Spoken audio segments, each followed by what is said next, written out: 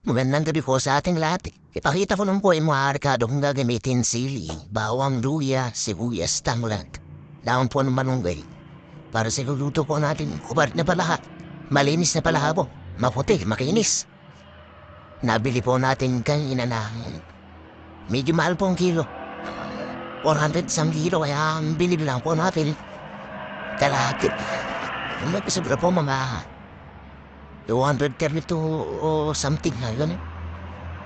Mahal po talaga rin sa island ang talaga kasi nagagad po sa baba. Ang kasi na, po ang gagad. Ang galing po sa pispan yung iba. Yung iba sa creek. Sa mga tubig-tubig sa gayit sa may palayan. Ngayon mga saan na po yung sinungkot sa ko na po. Dahil sinukot niya. Nalagay ko na po yung sibuyas, bawang, luya. Ang lab. Sinungkot sa na po natin siya. Para matanggal yung lansa. Para pag kinain natin masarap talaga. Lasang palaha pa rin pero nag-a-agra yung lasa ng palaha. Lasa ng farming manok.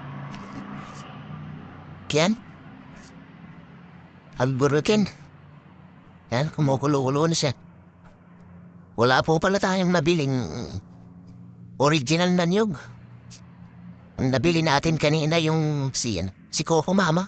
Yan, kumukulo-kulo. Yung, inopen ba? Saan natin? Ayun, andun na yung siling kulay green.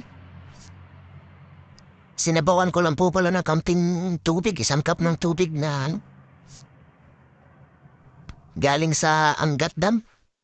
Doon ko pa inuwi pang sabaw yan. Mas nadali daw kasing lumambot pag galing sa Angat. Kiwar-kiwar. Ayan. Kapagod yung sandok natin kaya medyo nagpahinga po. Hindi nabilin po tayo sa siling green kaya inantabi natin yung ginawa nating dalawa. Labot man sa loob natin kahit mal, pero wala. Kasi kailangan natin ng pagpalasa. Ayun, halo na naman. Pili na pili yung pagiging chef. Ayun na ulit yung sandok natin. Iniisip natin kung anong kulang pa dun sa tinimpla natin. Yun. Yan na po si Coco Mama nagpakita na. Unang buhos gata agad. Coco Mama.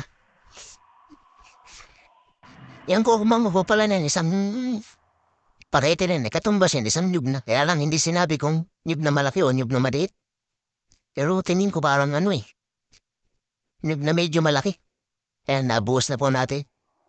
Yan na po yung ginamit natin na pinakampamgata sa kanya.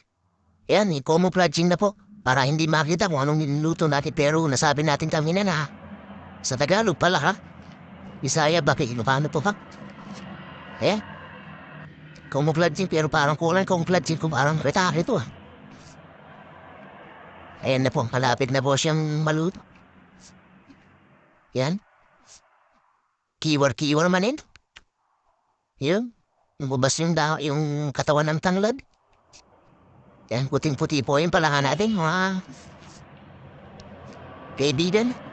Ayan, ito na po yung Chris product. Maraming salamat po pala sa Panginoon. Ito po yung hinihintay nyo, bahay mo po tayo. Bye-bye!